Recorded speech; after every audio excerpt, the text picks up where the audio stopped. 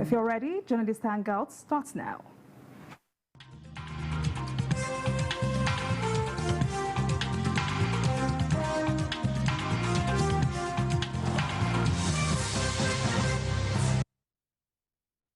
Welcome back. Now let's begin in Anambra State, where the security situation is taking a more dangerous dimension.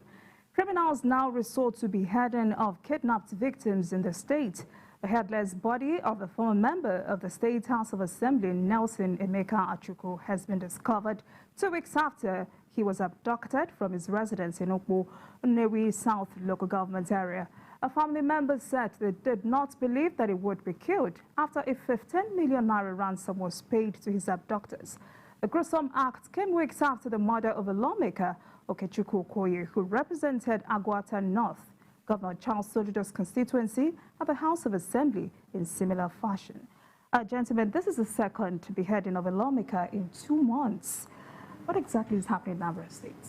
Adewale, I would like you to go first. Well, I think this is quite unfortunate for so many reasons.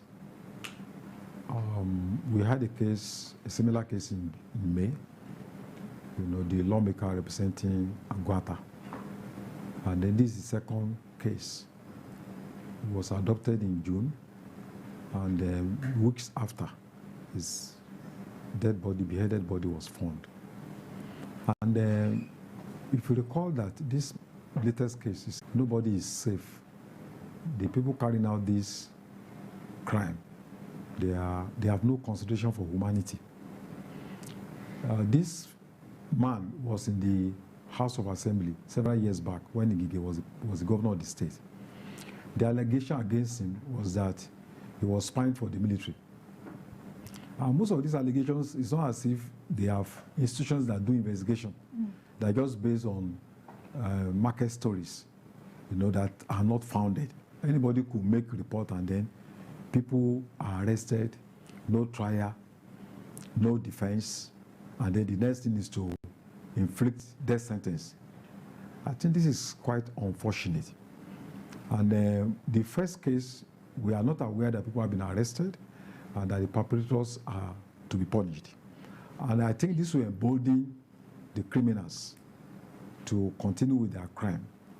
So we hope the government, not just the federal government, the Anambra state government, we realize, the danger, so that people who are responsible for this crime will be arrested and brought to book.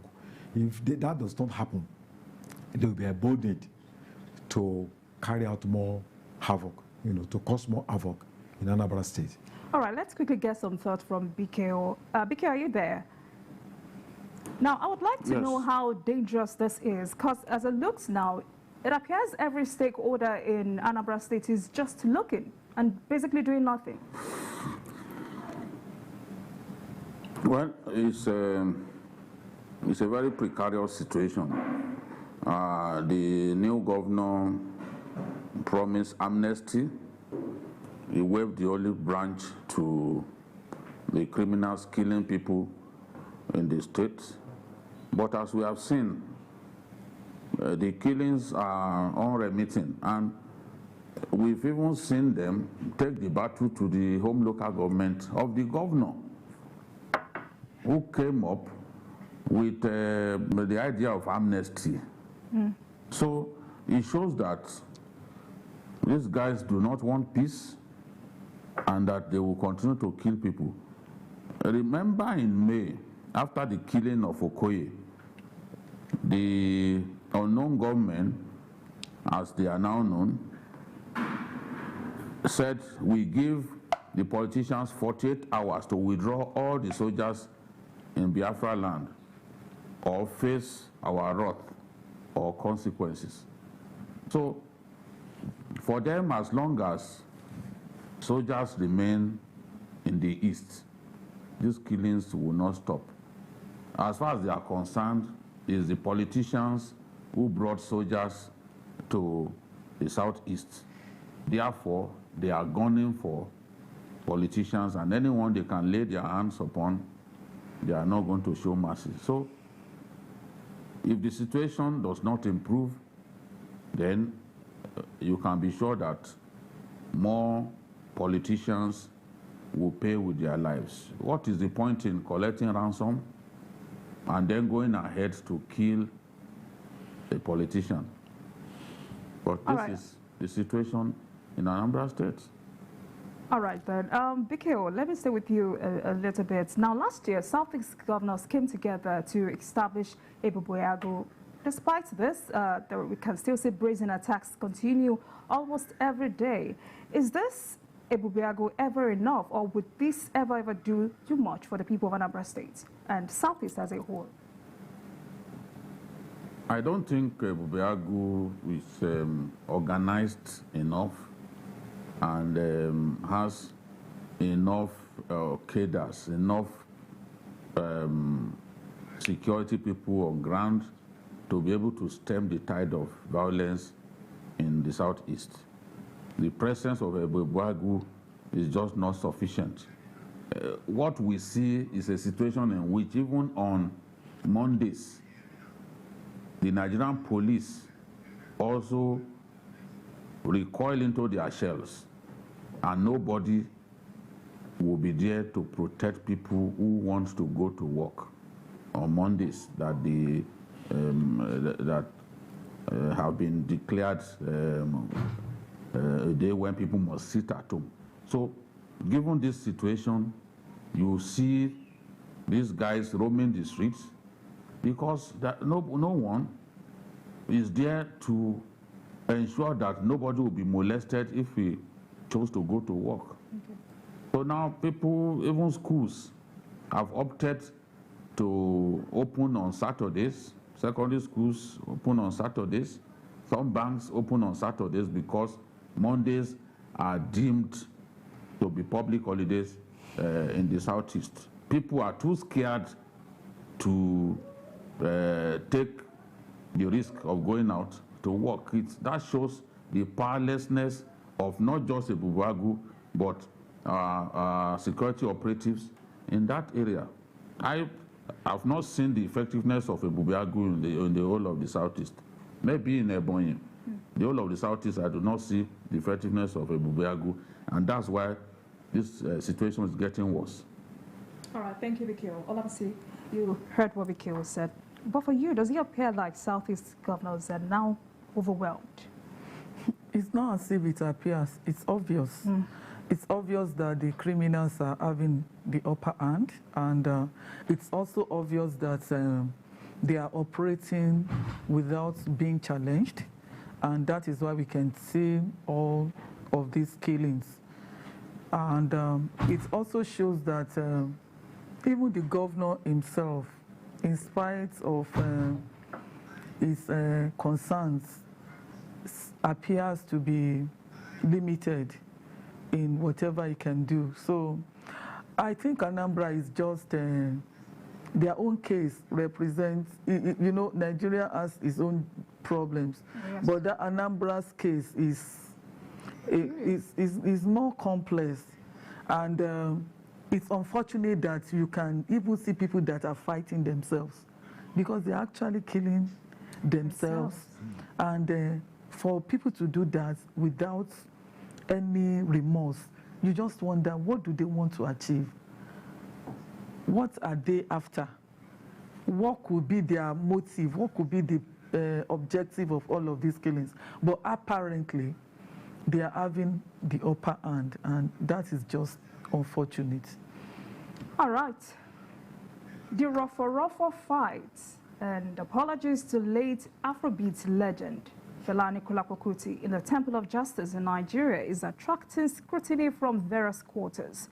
The Senate and the Nigerian Bar Association, NBA, have waded into the conflicts between the Chief Justice of Nigeria, Tanko Muhammad, and 14 justices of the Supreme Court over issues bordering on welfare and working condition. While the President of the Senate, Ahmad Lawan, mandated the Committee on Judiciary, Human Rights and Legal Matters to wade into the crisis. The NBA called for fundamental reforms in the administration and governance of the judiciary. In a statement, the NBA President, Olumide Akpata, lamented that the situation is affecting judicial responsibilities of the justices and justice administration process. Okay, so this is Justice Tanko Mohammed versus other justices of the Supreme Court. Now, this resolution by the Senate, what would it do? Or what impact would it have? I think what happened was quite strange, because judges at that level, at the apex court, are not traditionally known to be involved in activism. Okay. But for 14 out of about 16 judges to come up and write such a memo, I think it's a reflection of the height of frustration of the judges. And if you look at the issues that they raised, they are fundamental issues.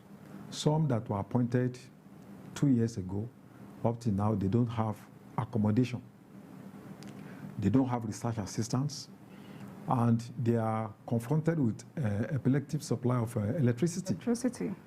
And we can understand, ordinary men like us. But people at that level, they deserve the comfort so that they can avoid, they will not be lured by temptation.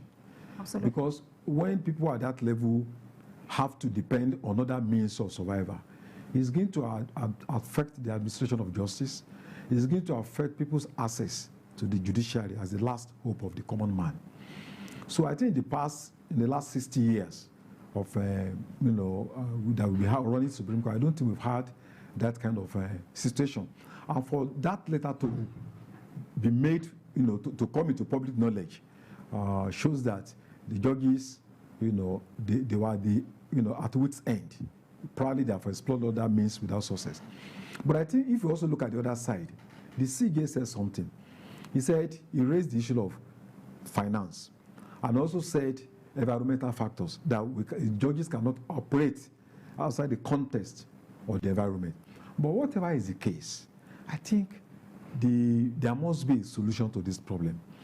It has been brought into public domain, and I think our position should be that the Senate should do something urgent. And if judges at the Supreme Court can be complaining, then that gives you, a depression of what high court judges are going through, magistrates, at the state level, what they are going through. Because I've had experiences, encountered a lot of judges, and what they tell you about their situation, I think is quite unfortunate. I hope that for the sake of sustaining democracy and for the sake of ensuring the integrity of the judiciary, the Senate has to do something very urgent, and not just about the Supreme Court judges. Appeal Court is there, High Court judges. This is a kind of wake-up call, and I hope the Senate will go beyond that and do a kind of auditing, needs assessment, across the states, so that we don't have a situation where other judges we also follow the same pattern. I think it's quite embarrassing. I would hope that something urgent to be done. All right, Olabisi, let me come to you. NBA has asked for fundamental reforms and accountability for a truly independent judiciary. How do we achieve this? Well, for me, I want to query the level of transparency in the judicial system. And, I know that at that level of our judicial system, we always talk about we always talk about autonomy. Okay. So how autonomous are these people? Because I know that their budgetary allocation is outside government. They get it, it's a direct line allocation. Now, how transparent are they with this budgetary allocation? If you look at the allocation, for example, you find out that there is nothing indicating what should be spent on what. Between 2018 and 2021, the judiciary got about 110 billion naira per annum. But that is just it. It's just a bogus allocation. You don't know what that allocation is meant for. Oh. Yeah, and we need transparency. We need to know what this money is meant for. If we have such transparency, which is what NBA is advocating for, our justices will not go to town to complain about things. because they will have known that this is the amount that is available, this is what is being expended, and this is what we can work with. As a matter of fact, the CGN will not need to remind them of any environmental factor, because they will also understand those environmental factors. And also remember that they did not just stop at all this lack of data, lack of this and that. They also said some things about the Chief Justice taking some of his children on trips and giving them maybe, if he allows them to go on any trip abroad at all, dubious trips, so to say. So we will know, is it right for any CJN to take his children along on foreign trips or whatever? Then how many aids does the CJN have to take when he's going on any trip and all of that? You know, I think the problem has to do more with transparency and accountability. Until we get to that point, it will be possible for individuals to just do whatever they like with public offices. And I'm not even saying that the CJN is corrupt or anything, but it just gives room for people to just imagine things and to allege things that may not necessarily be. So let us have transparency. Let us have autonomy in the true sense of judicial autonomy. Then we can move on from there. All right.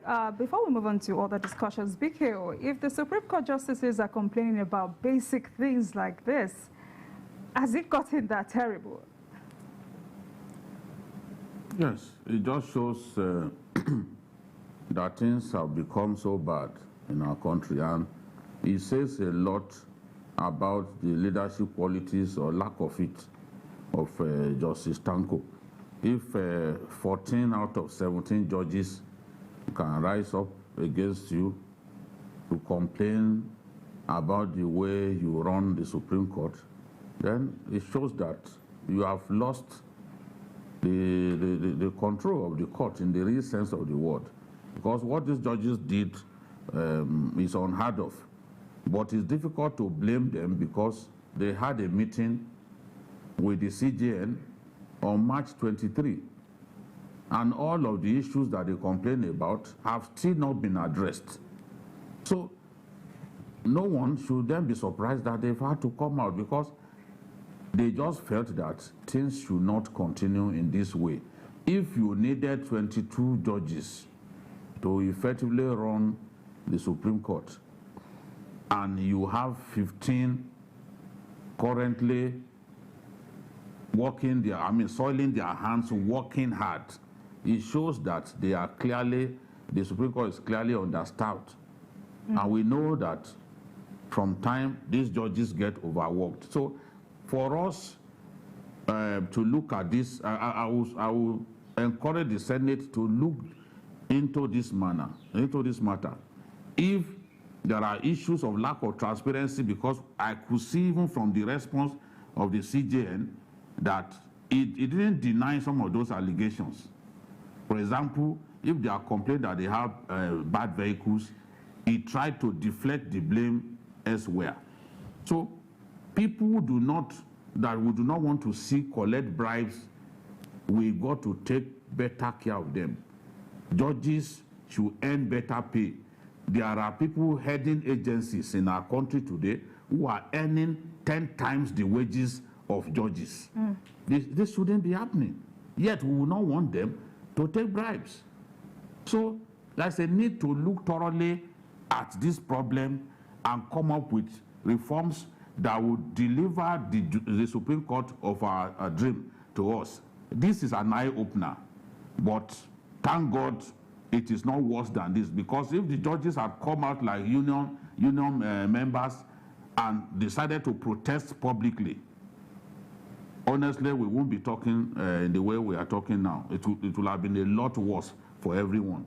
But hopefully this matter can be resolved. The executive has to also get involved. They must provide the funding that the judges need desperately. You can't tell judges that they cannot, that they can only have access to electricity between 8 a.m. and 4 p.m.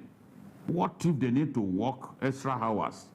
These are people who write judgments sometimes up to 100 pages, and they cannot sit in the offices beyond 4 p.m.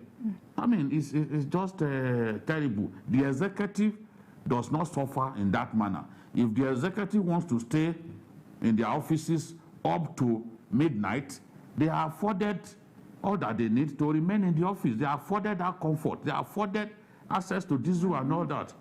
This is the judiciary is an independent arm of government. Whatever the executive enjoys, they should also enjoy. Otherwise, it's not worth it. All right, now let's move on to another very, very important discussion.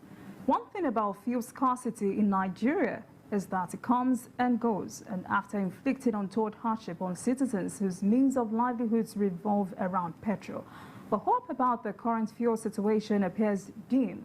The Major Oil Marketers Association of Nigeria, MOMAN, has blamed the fuel scarcity being experienced across the country on the 68.4% drop in supply over the last 3 months. Chairman of MOMAN, Olumide Adeosun, said 438,000 metric tons was injected in April, 213,100 metric tons in May, and 140,000 metric tons as of June 20th. Meanwhile, the National Operations Controller of the Independent Petroleum Marketers Association of Nigeria, IPMAN, Mike Osatuyi, has warned the federal government against continued payment of fuel subsidy, which he said is no longer sustainable. He explained that the current rate of about $123 per barrel of oil subsidy will rise to 6 trillion naira by the end of 2022. Actually, it's 4 or 5 days of queues in Lagos. IPMAN is blaming this on shortage of supply of PMS. And this is a periodic occurrence in Nigeria. Well, the problem of scarcity is a recurrent decimal in our Nigerian political economy. It happens almost every year. We thought we'd been able to resolve the problem, but now for the past 4 or 5 months, across the country, it is the same problem. The stakeholders will always look for one excuse or the other. But it boils down to the fact that a country that's one of the leading oil-producing nations in the world cannot satisfy the needs of our people. I think the whole thing boils down to incompetence on the part of those in charge, mismanagement, and corruption. That is what is reflecting, that we are trying to justify, to rationalize using all sorts of excuses.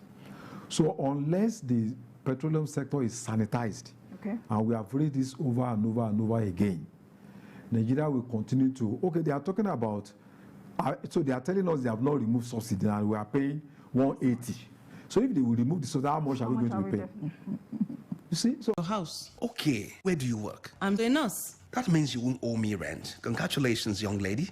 You have yourself a house. Well, thank you so much, sir. So, how much is the rent? 90,000 naira. Oh, but wait, where are you from? I am from Akamata. Akamata what? Akamata in my house? If you know how you got into my house, please get out right away. My spirit and that of Akamata people don't have anything to do together. Sir, what have I done? Your people from Akamata are known for bad things. That is what they represent, and you can't live in my house. Just get out right away. What's going on? Leave my house, young lady. Yes, our differences extend to our languages, culture, food, and even belief. But we are bound together by the cord of love. With one heart, with one voice, we will make Nigeria a hub of greatness, a place where the people live as one. This message is brought to you from the Center for Democracy and Development, CDD, with support from the UK government.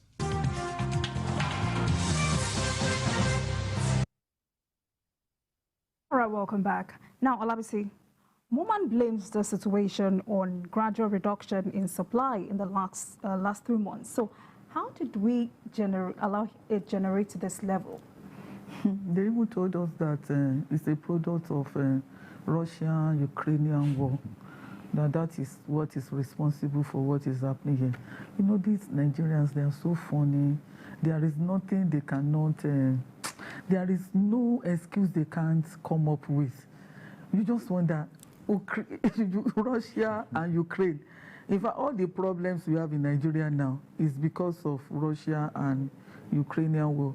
We've not even gone to the issue of gas, which is another problem of Russia. Yeah. So now they are telling us that it is because of that war that we are experiencing a reduction in the quantity of fuel that's come to the country. But I think the real issue that we should ask ourselves is this: why do we, as a major oil producing nation, still import finished products in 2022? A lot of people have had. Before I was born, they've been asking this question. I'm not a small girl again. Let me call myself a girl. This is still the question. So for how long are we going to be asking ourselves this question? It's a simple answer. I think the regime we are operating now gives room for corruption, high scale, high level of corruption. So therefore, we are satisfied and comfortable with it. I think that is just the main problem. That is the problem. Otherwise, why should we be talking about importation and all of that? Now we pay 180 naira. I think about 4 years ago, they told us that they were removing subsidy. At that time, the price of PMS went to about 97 naira. And the reason they gave to us was that because subsidy has been removed. Now, who knows the exact subsidy? We are still talking about subsidy today. What is that subsidy? We don't know. How much is the landing cost? It is what they give us. So for how long do we continue with this? I can assure you that even today, if we pay 180 naira, even if this price is moved to 200 naira, we will still talk about subsidy next year. Okay. When there is any fuel scarcity, issue of subsidy will come in, and we will keep on doing it and doing it. And again, the World Bank will tell us that we should remove subsidy. So what are we subsidizing? We are subsidizing the corruption in this system. To me, that is what we are subsidizing, because if everything is transparent enough, we will actually know how much the landing cost of petroleum is. And we will know if we need to pay more, even if they need to remove this so-called subsidy, and we know the actual price, and we know that we move forward from there. But also remember that another problem with our supply is the cost of forex. Because of the fluctuations we've been having in the last few weeks, that has also affected the cost of landing the fuel, which is another problem. So in that problem now, Nigerians are paying for that forex increase, which is another problem. So I think the solution to our problem is to encourage local production. That is the only way we can get out of this fuel problem, scarcity, year in and year out. All right, BKO. Today, Ipman says, don't panic buy. Tomorrow, Ipman says, we cannot go less than 180 naira per litre. Now, let me ask you, is this some sort of gradual deregulation? No, it's not. That's really not the case. Okay. The complaints of the Ipman guys is that the trucking of petroleum products, refined petroleum products that are bring into our country is dependent on diesel. All these big trucks, they need to buy diesel to take petrol to every part of Nigeria. What government did in June was to increase the what it pays for bridging. That is what it pays to truckers to move petroleum products here and there. But you can imagine a situation where they were buying diesel at 250 naira per liter sometime in March, and today that same liter of of diesel is sold at 850. So the cost of moving petrol has definitely gone up significantly, despite the fact that government decided to pay them more for moving petroleum products. In June, what the government decided to pay is not enough to cover the cost of moving petrol from one point to another.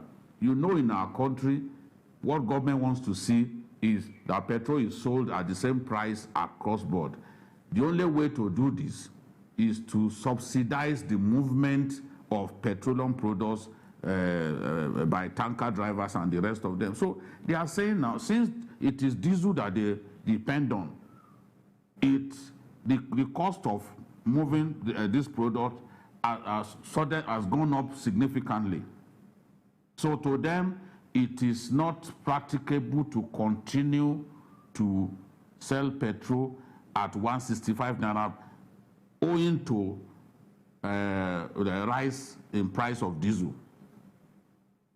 Russia is the highest producer of diesel, but we all know that because of the war, accessing diesel has been a lot more difficult thanks to sanctions and the rest. So we are suffering from our refusal to keep our refineries working around the clock.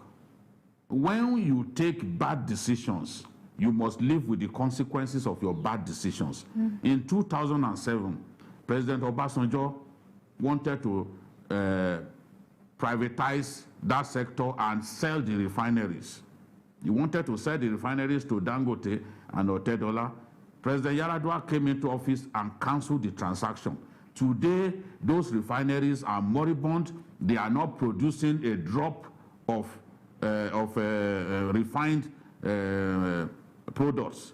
And we are suffering as a result. We are the only OPEC member country that continues to import petroleum products. It's such a massive shame. Now, we are suffering because those refineries are not working. If we had fixed our refineries, we would not be having this problem. I'm happy for one thing. Anytime we have fuel scarcity, somehow the facts will come out. What Moman has said reminds me of what happened in 2017 when the Minister of Petroleum at that time, Ibe Kachiku, was lying to his country that fuel scarcity was caused by consistent smuggling.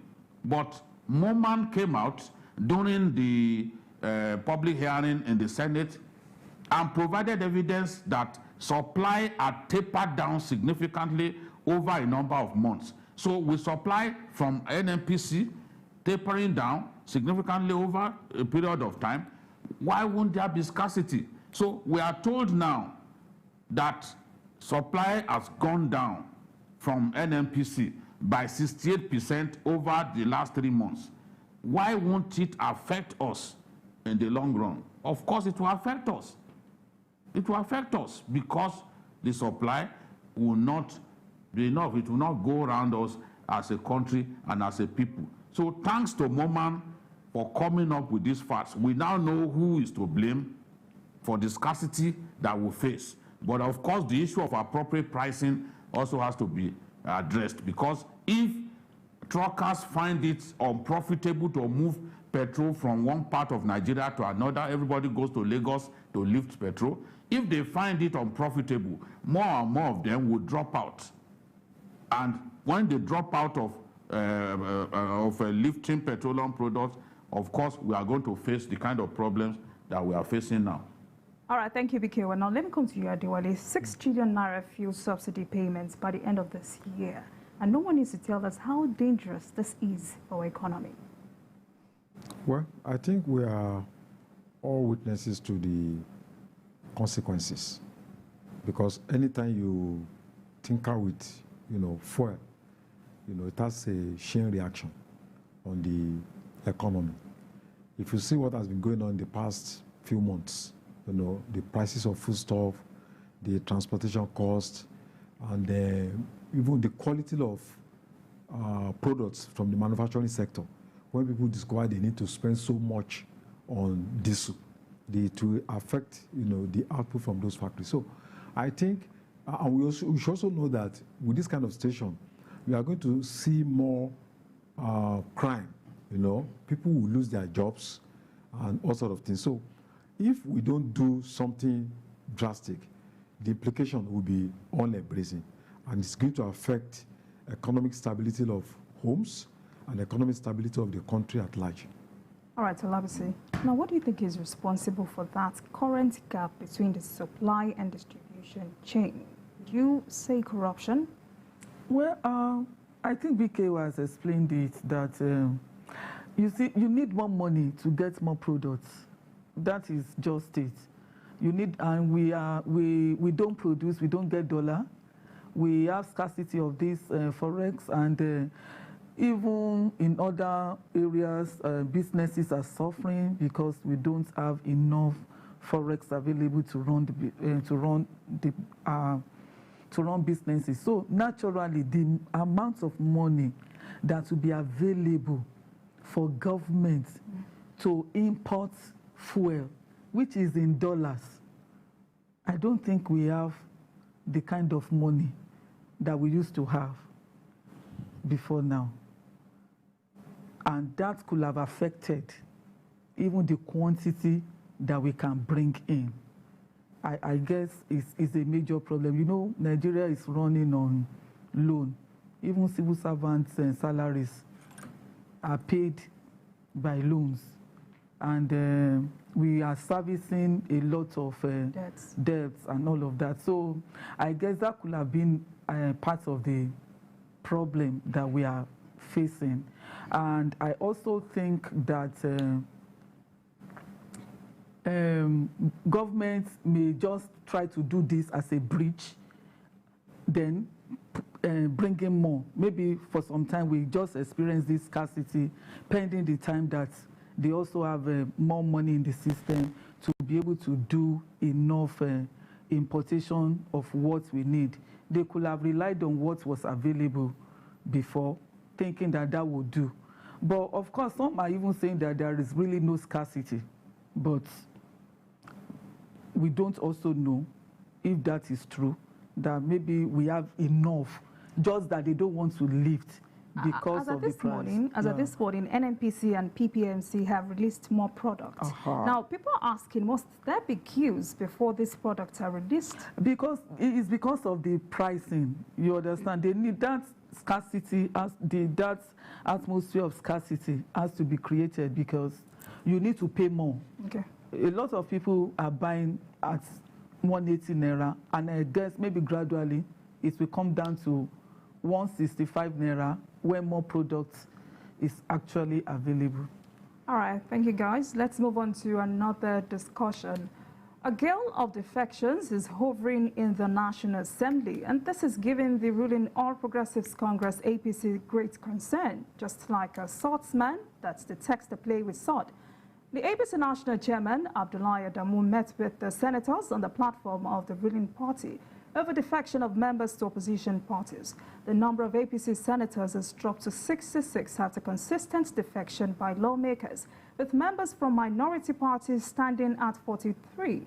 Speaking with journalists after the closed-door meeting with the senators, Adamu said the party is worried about the wave of defection among the APC lawmakers. Let's hear from the APC National Chairman. Yeah, this kind of sub-step, give cause for people, stakeholders to sneeze. This is what we're experiencing. Nigeria is no exception, and the APC is no exception. At the moment, we know we are faced with the stark reality of their problems. And we have committed with my colleagues in the National Working Committee to face the problem squarely and see the problems that are solvable, we'll solve them by the grace of God.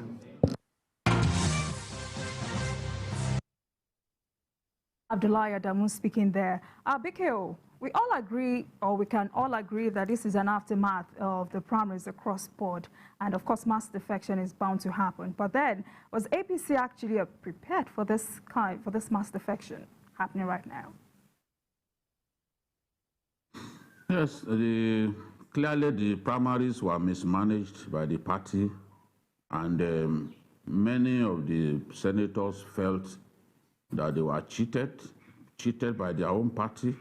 Many of them still think that, despite the fact that the national chairman of the party was one of them until some months ago, he did not do his best to stop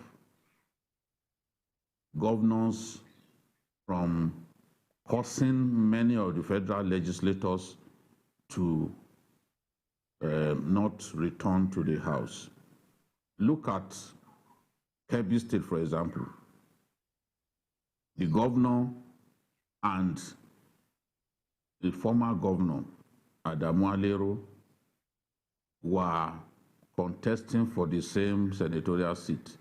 In the end, the governor took the senatorial ticket and left Alero in the lodge.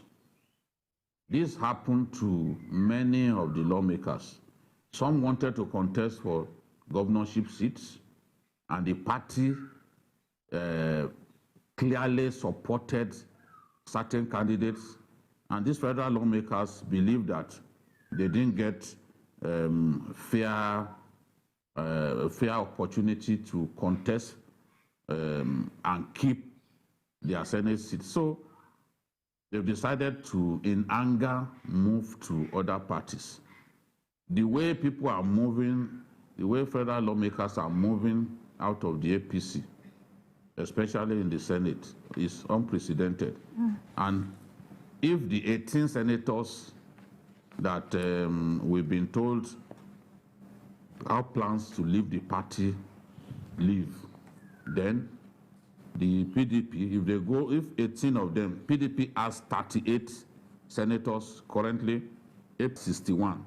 If 18 of those APC senators join the PDP, that will give the PDP 56 senators and leave the APC with 43. Clearly, it will have lost its majority, its simple majority. So the party has to try its best to stop these defections. The PDP does not even need up to 18 more senators to overtake the APC. Okay. They don't need up to that. A little more than 10 will give the PDP majority in the Senate, and that will be really damaging to the president's plans, because this is a National Assembly, this is a Senate that has not been adversarial, that has supported the president every step of the way. All the time when he wants money, when he wants to take a loan, even against the wish of Nigerians, the Lawan-led Senate will back the president. But they feel betrayed by the way the primaries went. A lot of them are not returning. More than 170 House of Reps members out of 260 will not return. And a good number of them are from the APC.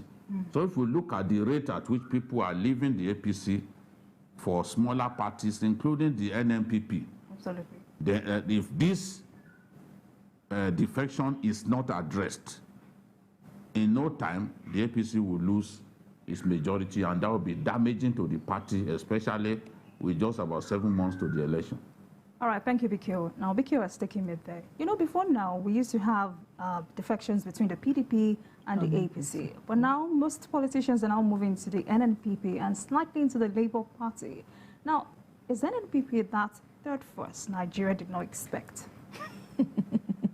Maybe you combine NNPP with well, Labour Party has been there before, and maybe that is why you removed it from.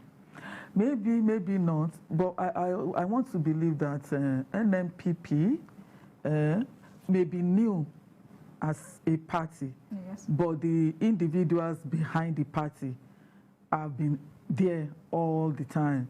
They are all experienced politicians. So it's like people that go there, they are actually going back home, so to say.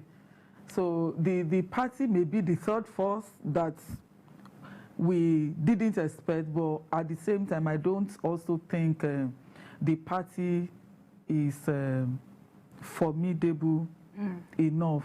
You think so? To pose any national threat to any of the major political parties right now. But I think the point is just the fact that people have been together before, and because even if you look at the NNPP, what is the history behind it? It's also, they pulled out of APC. You get it? So definitely the people there, there are factions, there are groups. So they just feel comfortable moving together, so to say. And well, listening to what Babajide also said about the majority that with this gale of defection that PDP might have a majority in the Senate. Well, even if that happens, I don't also think that this Senate will pose any serious problem to the president of Nigeria. This Senate has been a lame duck Senate, and I don't think they are going to change overnight. So I think the president can still write. I don't want to. Do you share the same sentiments to that? Yeah, we have just less than 1 year for the senators to go. I don't think they can muster enough political muscle to, to give problems to the current president. After all, they have been there for more than 3 years, and we have not seen either individually or collectively. But I think it raises questions about the need for APC to look back, because the fact also is that the parties that they are going, it is not as if there is internal democracy in the PDP, but sometimes out of vengeance, that look, I want to show you that I'm angry, And also you look at the fact that people defect, which gives the impression that those parties really don't have ideology that can make you to stick to the party. Because if somebody cannot just cross from Democrats to, Republicans, because people have been there from generation to generation over 100 years based on what the parties stand for. But here the parties are not known for particular ideology, so it's so easy for people to move from one party to the other, even without consulting with people that elected them. They just sit down in Abuja and then cross over, So I think it's a normal thing that we have seen over time in Nigeria. All right, but then 20 more senators are threatening to leave. Yeah. What does this pose for the PDP, being the minority party? Yeah, the implication is that PDP may have more senators in the National Assembly. But in terms of galvanizing support, among the people, it may not translate into the PDP increasing, its progress, across the country. Like she has said, NNPP is going to be a major party, but may not be strong enough, to change the equation in 2023, which we think is going to be a contest between the APC and the PDP. But I also think that it's a signal to PDP and APC to find a way to negotiate, especially with NNPP, Kwakwaso, because I think it's going to be a major force, especially in the Northwest and in the Northeast. All right, before we go, let me quickly have Biko's thoughts on this. Biko, are we seeing a third force in NNPP? We are seeing a determined party. I don't want to describe them as a third force yet. Okay. We are seeing a party profiting from the mistreatment of politicians in different parties. So people are coming to join them after being treated badly in the major parties. So that is what we are seeing. In every election year, we see SDP, we see PRP. Even during the last election, PRP won some seats in some parts of the north. And it was also because some popular politicians were cheated during the primaries. President Buhari won his own party that in this primary election, powerful people, powerful politicians must not be cheated, because in the past when they were cheated, it caused the party to lose some states. I'm sure it was referring to states like Bauchi, states like Sokoto, where the APC eventually could not reclaim their states, even Benue. So the president won them. But in spite of the warning by the president, we've seen many lawmakers badly treated, many big politicians badly treated, and they've now seen valid grounds to join other parties where they can, where they will be given the opportunity to contest again and return to the National Assembly. So this is the situation. Some wanted to become governors, and they felt they were badly cheated. In Bauchi, for example, Senator Gumau decided to join the NNPP because he felt that the party leadership supported someone else. Whether this is true or not, I do not know. But that's his own reason for leaving the APC. And I can tell you, some of these people who have left for these smaller parties are going to win elections in those smaller parties to teach the dominant parties an exemplary lesson. So we've always said that let us have internal democracy in our parties. That's the only way parties can grow stronger. If we do not have internal democracy, this kind of crisis will keep happening every election year. All right, thank you, BKO. I have been hanging out with Babajide Kolade-Otitoju, who joined us from Abuja, and I also have Adewale Adeoye in the studio and Olabisi Deji Fulutilia. Thank you very much for coming on the show today. And that's all on Journalist Hangout. Join us tomorrow for another episode of the program. You can watch the repeat broadcast of this episode tonight at 11. Join us on Sunday from 1:30 to 3:30 p.m. for Journalist Hangout on Sunday. We are on YouTube at youtube.com/TVC News Nigeria. I am Olajumoke Olatunji. Bye for now, and God bless Nigeria.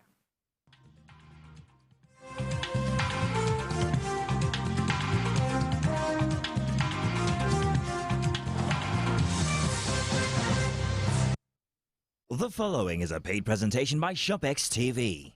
You're watching ShopX TV, home to some of the most popular international brands in Africa, including Hubber Chef, MyFit Jeans, Genie Bra, the Power XL Air Fryer, the NutriBullet, and more. ShopX TV has brought you the latest innovations in lifestyle, fitness, and cooking from across the globe, and we are now proud to introduce our biggest offer ever. Yes, from now until the 24th of June 2022, we will be offering our